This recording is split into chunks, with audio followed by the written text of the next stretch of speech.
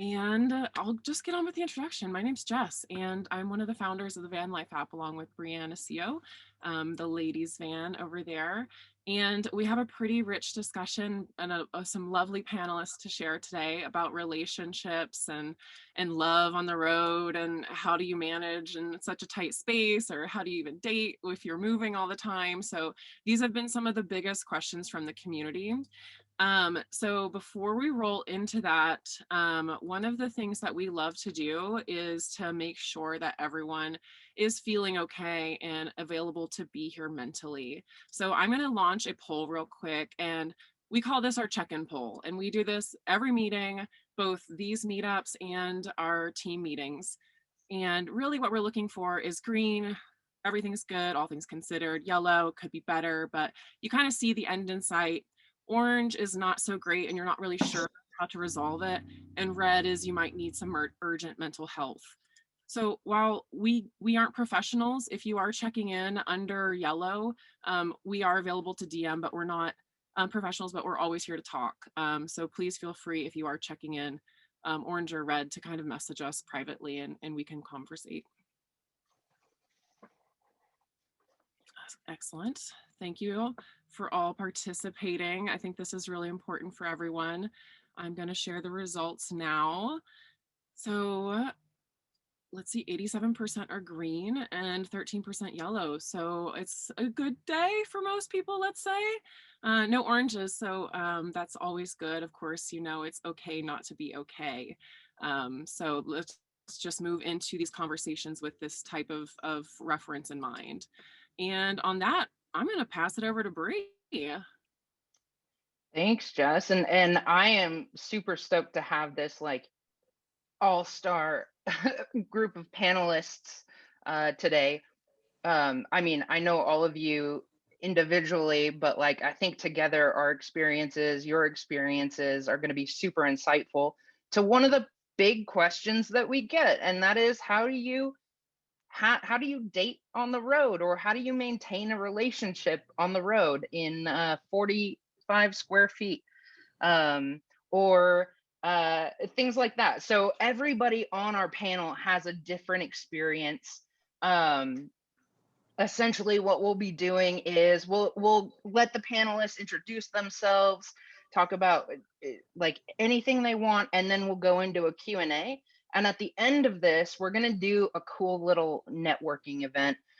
We called it networking because we were thinking about speed dating, and we decided, you know what, it's complicated. Everybody has different preferences, gender. We can't create that. So like, let's just do a networking event. If you find the love of your life, great. If you find your friend or someone you want to meet on the road, great too. So that's essentially what we're going to be doing today. I'll give a little background to myself. I am Brianne, known as the Ladies Van on Instagram, and I am a full-time entrepreneur. I'm an underestimated founder who is passionate about building businesses, and that's essentially what I do. And I mentor other underestimated founders, founders of color, and queer founders and female founders. So that's me. I also have a beautiful wife who is on this call named Lacey. I will be the queer representation for our panel. So if a question comes up that maybe pertains to something I might be able to answer, then I'll hop in. Otherwise, I'm going to give the floor to our awesome is panelist. I think panelist is the right word. Panelists. And before we do that, I have one more poll, just because we are curious. How connected do you feel to community on the road? 5 being you feel very connected, and 1 you don't feel connected at all. So how are you feeling right now in this moment?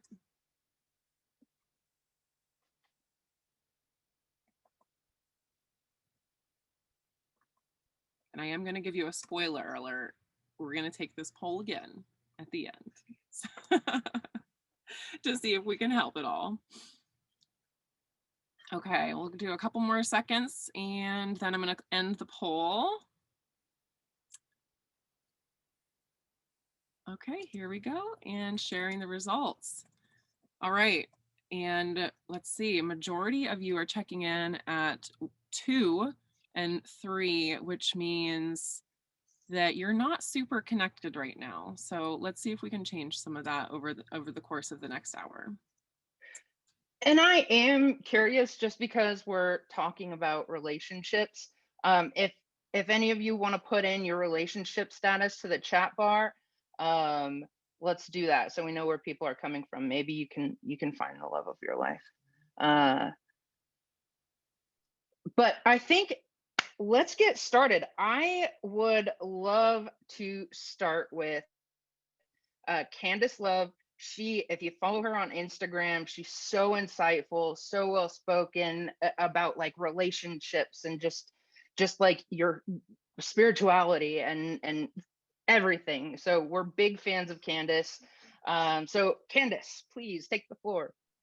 Hey guys, I'm Candice. I am 31 years old. I'm from Houston, Texas. That's where I am now. I started my van journey in June of the pandemic last year, and I traveled the world with my German Shepherd Cleo. And so I'm really grateful to be a part of this. I'm really excited to be a part of this as well. There's so much information that I love to share about relationships, growth, health, wellness, mental health, trauma, and just healing and evolving in general.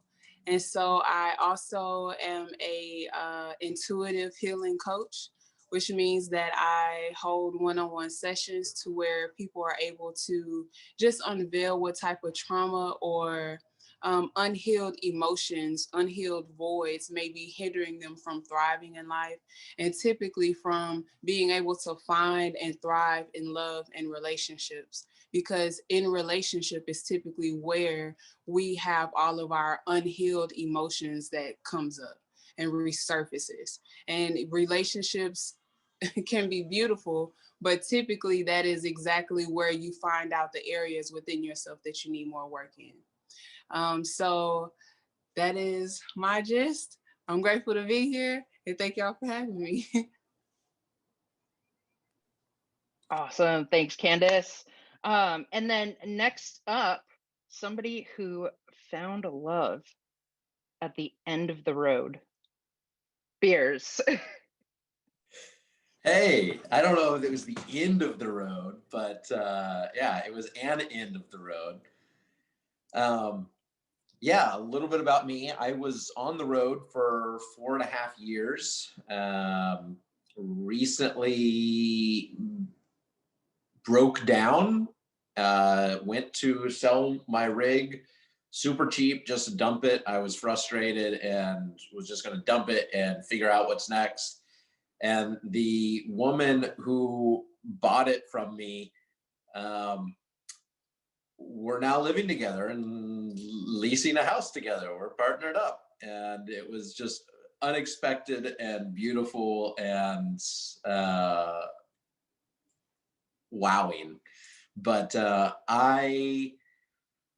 my emphasis for years has been really on trying to share my life authentically. I try to approach life very intentionally and not necessarily try not to take anything for granted, or just go with what the convention says things are supposed to be.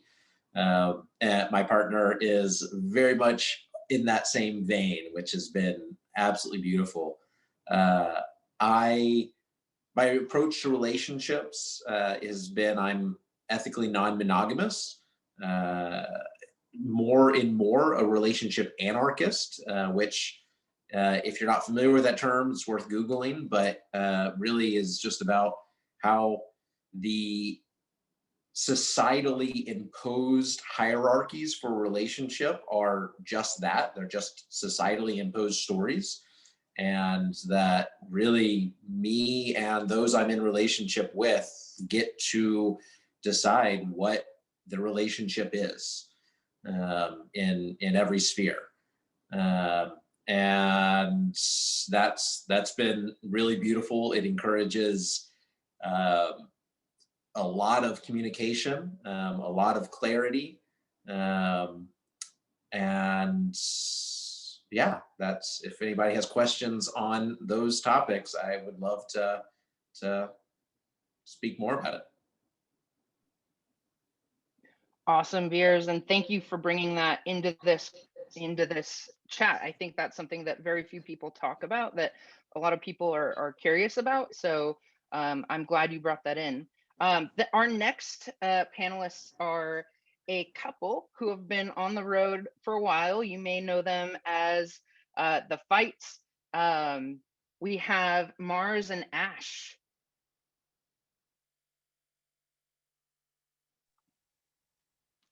Hey, how's it going, guys? First of all, it's a pleasure to be here. I'm Mars. And I'm Ash. We started our journey traveling together back in 2016. So we also have kids.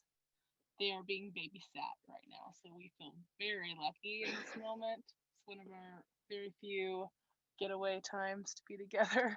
But when we started this out, our daughter was 2, and we were traveling around in a Honda Civic. We did a 48-state road trip, and on that trip, we started looking at vans, and we were looking at like Westies out in Oregon, and we're like, man, this is so much bigger than our car. We should get a Westie. And then after the road trip ended, long story short, we got a Ford Transit and converted it into a little house, and we were planning to do it for a year, and that was 2017, and now it's 2021, and so needless to say, we really liked it. This past year, we added another baby to the traveling crew, and so now we're just kind of in this spot of like figuring out, space with the van and how to redesign a home on the road. Yeah, we've been through through almost 4 years now on the road full time, like ups and downs, having a small kid obviously growing up right in front of our eyes, to a big kid and having another one. There's been a big diverse bit of time. And we have a dog in here. And we have a dog, so full crew in here, but we're Jungle really gem, pretty much. Yeah, we're really excited to be here with you guys and look forward to answering some questions. Awesome, thanks. I think all the power to you for being able to do that. I love following your travels, and I think you got some big stuff coming up. So feel free to share whatever you got going on.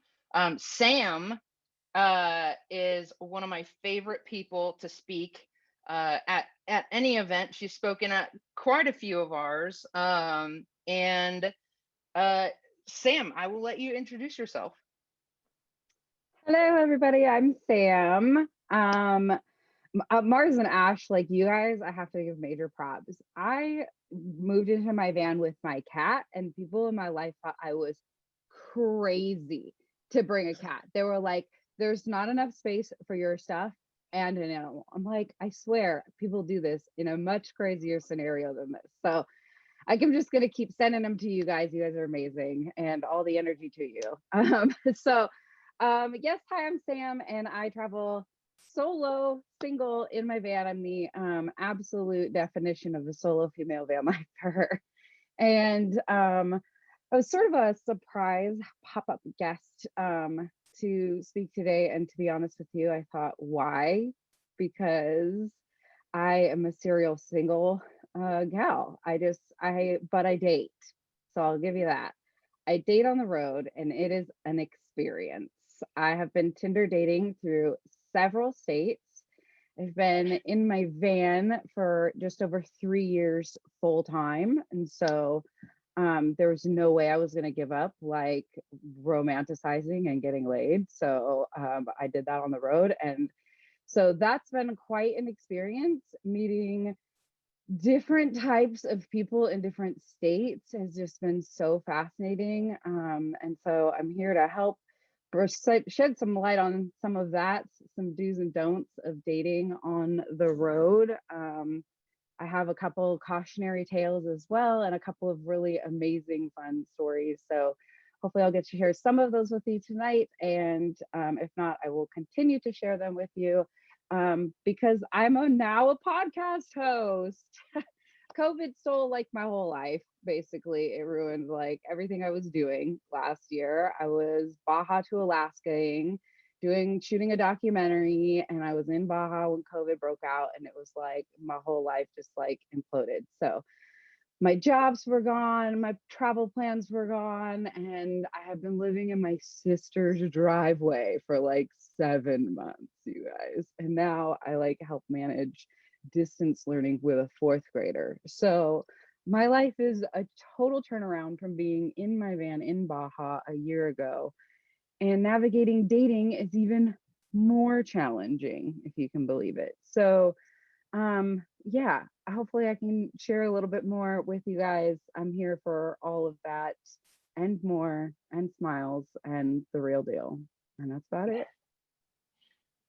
Awesome, Sam. Thank you for that. I think that COVID dating should be its own, like somebody should do one of these for like COVID dating, because I don't even know how that, I guess that's privilege for me. But I'm sorry. I forgot to say something, Brie. I was just thinking, oh, I was just listening to a podcast about that. I forgot to tell you guys how I made a podcast. Because my whole life fell apart, I made a podcast. So that's what I do with my time. It's called Eat Dessert First, and it is where I literally and figuratively talk about eating dessert first.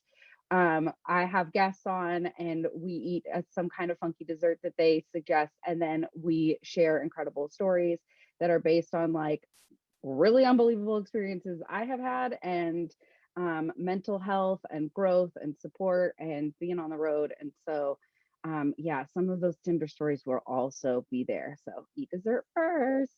So does moving in with a partner like a few days after you meet count as eating dessert first? Yeah, I'd say you're like, fuck the salad. I'm going straight for the dessert, baby. Excuse me, I'm sorry, my language. I'm sorry if there's children in the house. I'm probably not going to be the most PC person here. Or I not PC. I'll be PC. I won't be for children's ears probably. PC, not PG. There, thank you, Beers. You got my back. That's what I mean. Okay. So yeah, if you do have children, maybe cover their ears.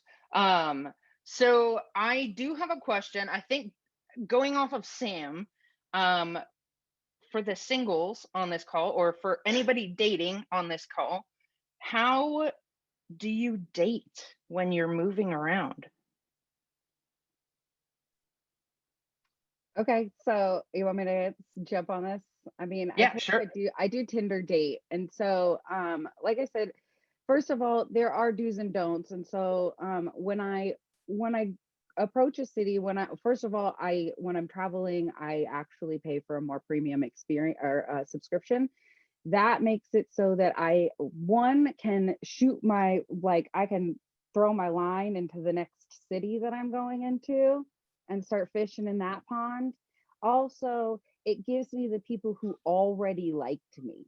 So I'm not sifting through people that I'm not going to match with and like hope. It's already people who are active and want to talk to me, and I just like play through that one. That saves me a lot of time and heartbreak. And there's also ways to go about being safe when you first start talking to these people. I will obviously not just like meet some rando in some random spot. I take some precautions prior to. So for me, that means like getting to know more about them, having some conversation. I'm not into having a total, like, what do they call it, a pen pal experience, but I'm going to like get to know something about them. And that includes their last name. Like, I'm not going on a date with you if I don't know your last name. And if you're weird about giving it to me, like, bye. Because I'm then going to give that information to my sister, like, period. And I'm not like shy about that. That information is going to my sister, who also gets my location given to her like at all times. So that way, like when I'm going out on this date, I'm like, yo, I'm gonna go out with this guy. He goes by Beers, but his real name is Nathan Beers, and we're going out to this sushi place, and you should expect to hear from me tonight. Like that's just as simple as that. And I'm sure a lot of people do the same thing, like when they're going hiking solo, right? You like all you got to do is make sure that you're like throwing all these things out there so people know where you're at. And I'm not shy about that. Like if this guy is like weird about me telling my sister where I'm going to be, then like bye you weirdo. Like that's cool with me. And so those are like my first, like before I even get to the date, sort of precautions. And the more information that they offer up, like a social, like in an Instagram or something like that, is all the better for me, because then I just get more vibes about the kind of person I'm going to meet. And honestly, most of my Tinder dates have turned into friendships that I still have on the road. They have become amazing resources for me on the road, for the best burrito spots, the best unknown like camping spots, quiet like neighborhoods to park in that are vacation homes. I mean, I've gotten some really cool hookups through these people who really know these towns way better than I ever would. Dive bars, when I used to go to those. So I hope that helps answer a little bit of your question, Bree. Yeah, no, that's great. And I do want to say that if anybody has any questions while we're listening to people talk, please post them into the chat. Shane will share them with me, and then we'll get to as many questions as we can. Does anybody else want to add like how logistically they date while they're doing van life? Hi, everybody. Can you hear me? Hey, yeah, you know what? I'm sorry. Audrey. Audrey, yes. My eyes suck. I'm gonna go to the panelists first, and then we'll open it up later. So Oh, sorry for the got that. confusion. No, it's fine. It's fine. Please, I'll mute. I know I saw somebody ask the question, if people know that you're on van life prior to meeting up, you have any issues being put off, and I think that was pointed towards Sam, but I'd be happy to answer a little bit as well. I know for me, I always did, well, I still do have on my profile, like my van and whatnot. It was tried to be pretty open about that. I think a lot of it has to do with what it is that you're looking for with dating. Are you looking for somebody just to hook up with in the town? Are you looking just to meet people, just to interact? Are you looking for something that might be something longer term? I know for me, I definitely felt that indicating that I was on the road made it more challenging for me to meet people that were open or interested to something more serious. Because I always personally had it kind of in the back of my mind that like I was doing road life because it was something I enjoyed, and it was a way for me to experience new things. But for me, it was always like if I meet someone that I really want to invest in, like for me, relationships with people is the priority in my life. Not necessarily romantic relationships inherently, but relationships is the priority. And if I decide that I want to invest in something, I was always willing to get off the road, at least for a time, to really focus on that. But that was intimidating to a lot of people. A lot of people like, well, wouldn't want you to get off the road to move to this town because we had a good few dates. And so I think my point is, I think that it has a lot to do with what it is that you're looking for in dating as to whether or not it will help or be a potential detriment. Yeah, I think that you're right. And I thought about it a little bit before this call, actually, because there is a thing that, like, for myself, I do feel like, I mean, I'm very open. I'm right on there. I say, like, I live in my van, catch me if you can, I think is what it says. And so it like in fact, for a while I had a joke about, like, can I shower at your house, which was like such a great opener. People loved that line. And so it worked out well. But I was willing. I mean, of course, it drew in a lot of guys for me. I think there's also a difference for men and for women, whether they post that they are living in a van on their social or on their dating profile. For me, men find it awesome. They're like, you built a van, you're living my dream life, you're a badass, you're super cool, I want to know more about it. I get a lot of questions about van life, which is also annoying that they just like want to pick my brain about van life. But ultimately, I am like looking for a partner. I'm looking for a relationship. And the hard part is exactly, you hit it right on, Beers, is that even if you're willing to stop and slow down in this place, there then becomes this weird pressure where you're just like there for them. So I have a little bit of experience with this where I met a man in Montana last year. I guess 2 years ago. My God, time flies. Something And about Montana. and in Helena, Montana, oh my gosh, the range of men in Montana was wildly different. I went from like my first date in Montana, I got completely stood up in the middle of nowhere in this dive bar. And then I wound up like in a relationship with somebody else after a few other dates, with this man that I actually wound up staying there for a little few weeks. And then I left and came to Portland. We continued to date and I came back. And so we tried the thing a little bit, but again, he had like just bought a house. He had just gotten like a promotion at his job. And every time I was there, I was just kind of like waiting for him to get off work so we could go like adventure. And that put a weird dynamic and pressure into the relationship that I didn't want, and it didn't work out for us. So I haven't figured that out, is I guess my answer, is that it's a tough place to navigate if you're like willing to settle, but you don't want to put pressure that you're going to settle. You know, this actually kind of gets to the very beautiful question that Lori asked Candice, and that is like, you know, you said that you pursue van life to continue your like the growth of your soul. Did that experience deepen the way you open up relationship wise? And I think for everybody else, like we have this massive shift in our paradigms and the way we view our quality of life and our balance and things like that. When you like, how does that impact your relationships? Candice, would love to hear from you.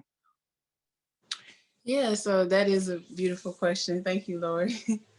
So, you know, I had been single for 4 years until actually recently, like very recent.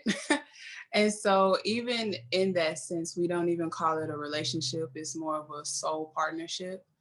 And so I've been very intentional about my journey with myself and intentional about my healing and intentional about understanding why there's a need for a relationship, why there's a craving for a relationship. And being on the road, like, you know, a lot of people like love van life, but my van is a tool to my growth and my healing, and it is nothing more.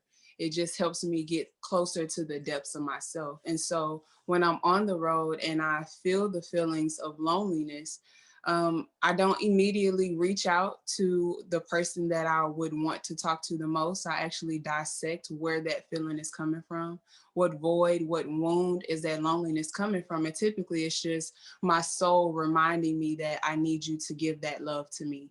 I need you to nurture me, instead of looking for an outside source, an outside source of validation to give that to me, to heal that wound or fill that void. I tap back into myself and I give whatever it is that I'm longing for to myself, and to figure out where that typically stems from. But because I've done so much work into being mindful and intentional about what is resurfacing for me, it's given me the ability to allow a partner in but to allow them in for very specific reasons. It's a very specific energy exchange. I'm very clear that relationships are to get something that you possibly did not have alone, or to get something that they can add to, in a sense. And so now that I've done so much time on the road, it's just giving me the opportunity to allow someone to be in my space, but intentionally, and knowing the reason why that person is being present, and not using them as a scapegoat to deflect from what I need to give myself. So it's been a very, very beautiful experience, but typically all roads have led me back to myself. And then they've also led me to be able to share this experience with another person. That was so powerful, and I think so many other people in this room agree. I'm going to look back at what you said in the beginning and get a quote so that we can use it and send it to you. Because I think that what you said in the very beginning, and I can't say it word for word, but it was something like van life is not like, it's just a vehicle to help you improve your happiness. It is not the like thing that is making you happy. I love that. I probably butchered it, but we'll find the exact quote later.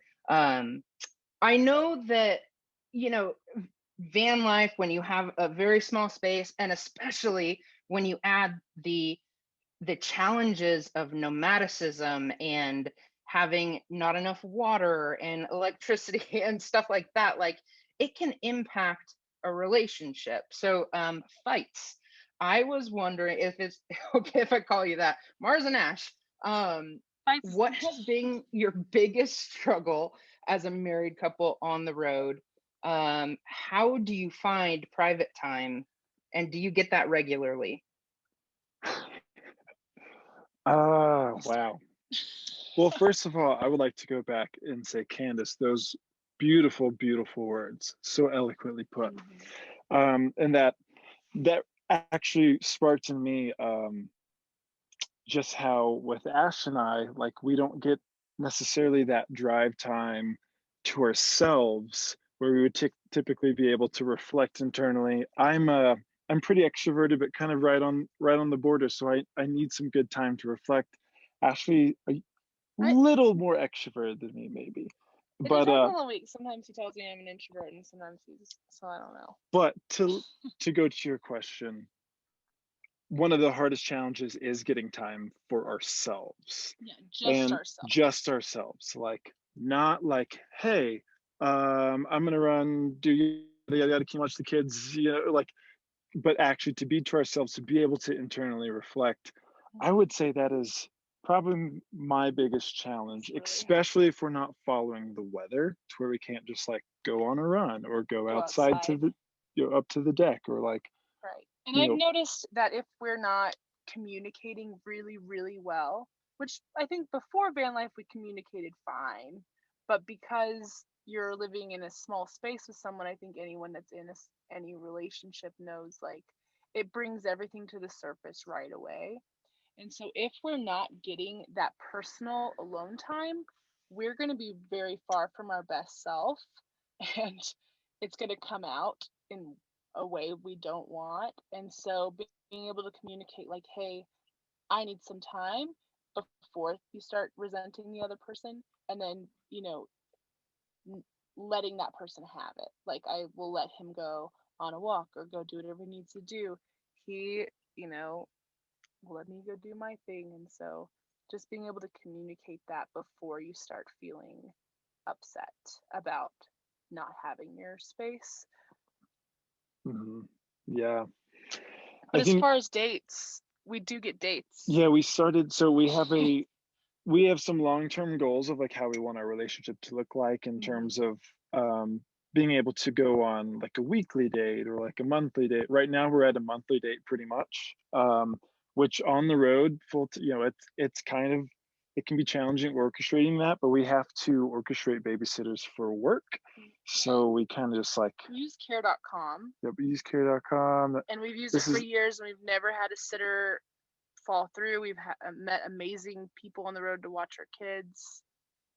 And we realize this applies to very few people that are listening right now, but it is, I would say the biggest challenge for us is definitely that being able to get into our own space by ourselves. And to be able, when we're able to do that, then we're able to be better for each other too, and better parents and better everything else. So yeah, that really so like all of this is really connecting, right? Because with what Candice said about like it's really this like inner search of improving yourself, right? And going into relationships.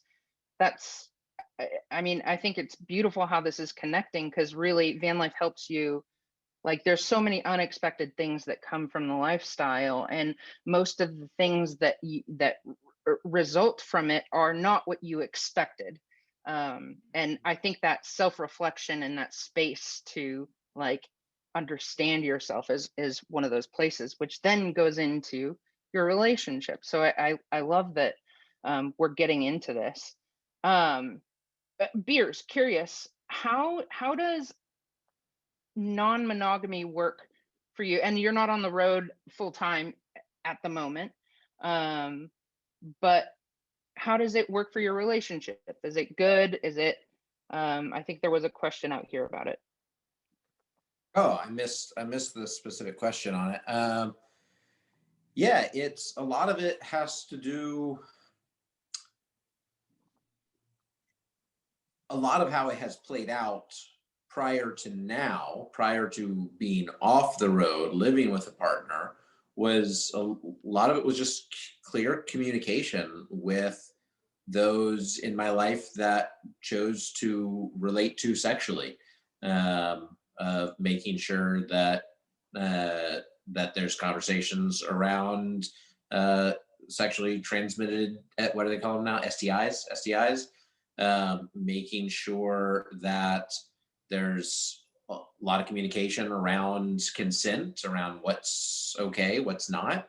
And for me, it's very important to me that I do clarify with lovers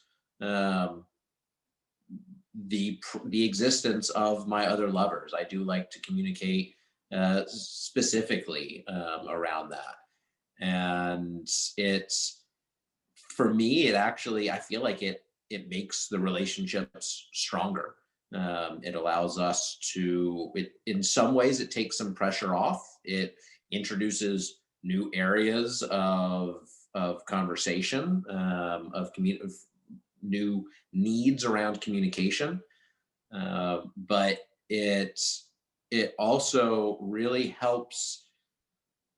I really liked Candice's discussion on really examining like that feeling of loneliness and really dissecting where that's coming from. And part of that is really just learning to own the things that I'm feeling, and recognizing that I can make requests of others, but whatever I'm feeling, whatever needs I have, are ultimately my needs to be met.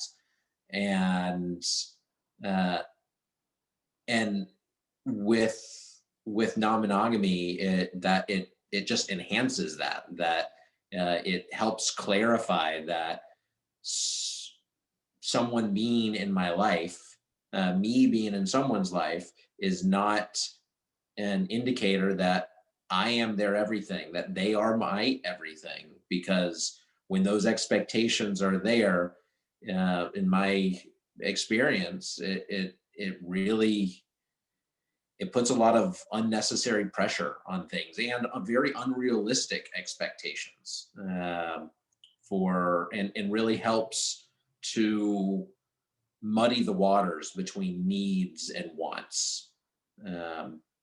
And being now during COVID and being off the road and living with a partner, it's functioning a little bit differently, but we are in we're trying to figure out a time when we can safely have a dear lover of mine come and visit, and she has another partner here in town, and it's really beautiful just getting to support one another. And if you're not familiar with the term compersion, it's joy in someone else's joy. And we really get to experience and practice that, which I love getting to do. I didn't realize that it was an emotion that existed until I learned about it. And once I learned about it and I got to practice it, it's such a wonderful, warming thing to feel. I think that so I'm kind of putting on my old professor researcher hat. So studies do suggest that people in non-monogamous relationships are have a higher relational satisfaction than monogamous couples oftentimes, and that is in general, doesn't mean everyone, but when done well. And I think that goes to communication, kind of brings me to this like idea of, in van life, we're pursuing something that is not the norm, that is alternative. And when you are doing that, you have to have overtly good communication.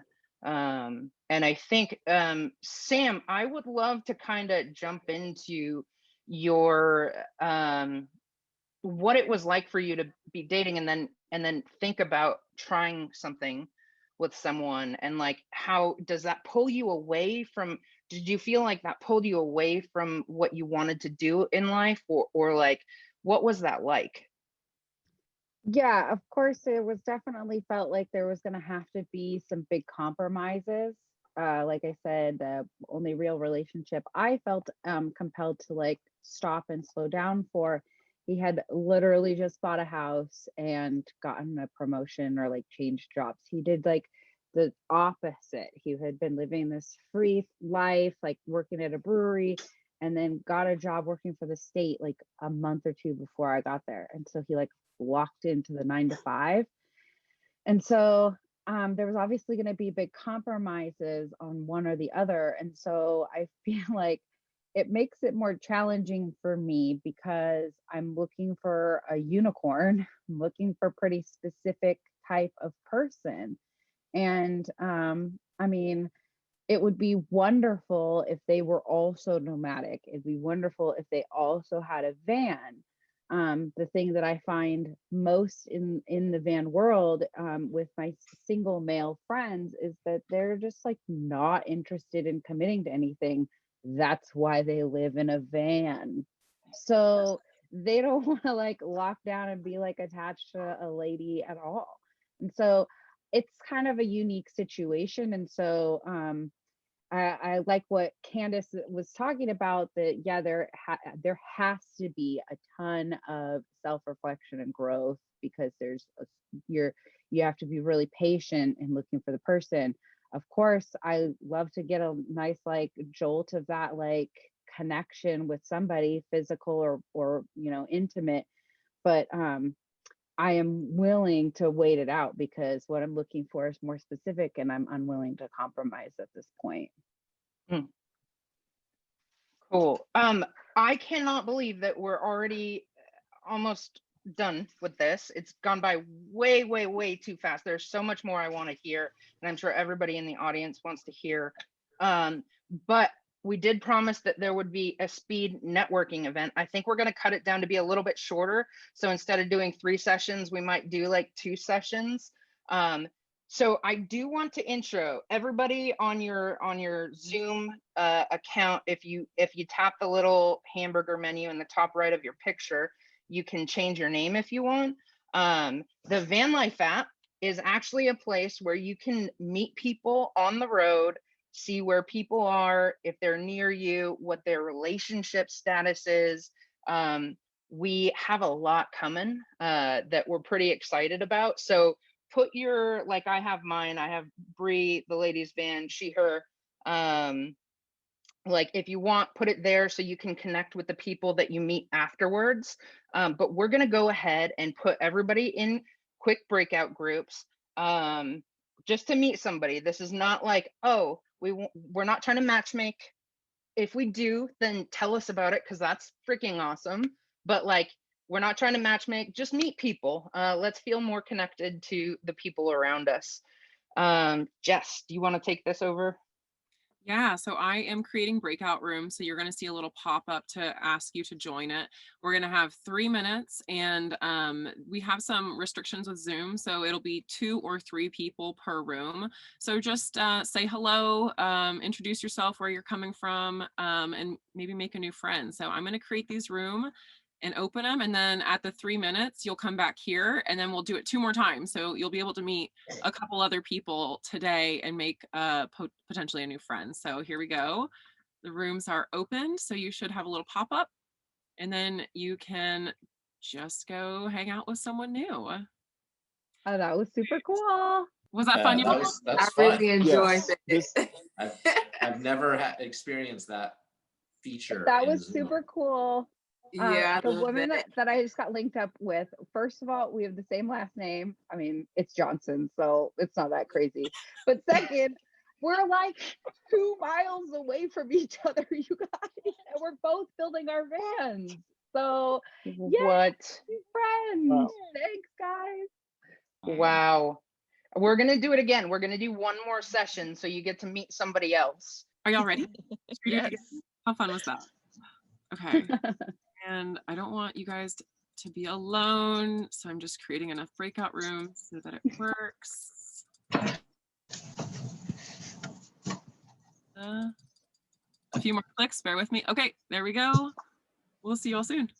Welcome back, everyone. I'm gonna launch another poll because y'all know I want to know how connected you feel now, or if you made a new friend. So I'm just gonna put this up while we are kind of getting everyone back in here. And I think we still have a couple more seconds. Here we go.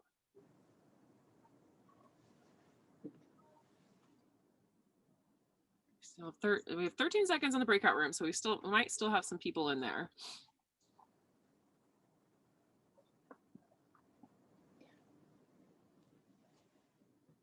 There we go. Here they come.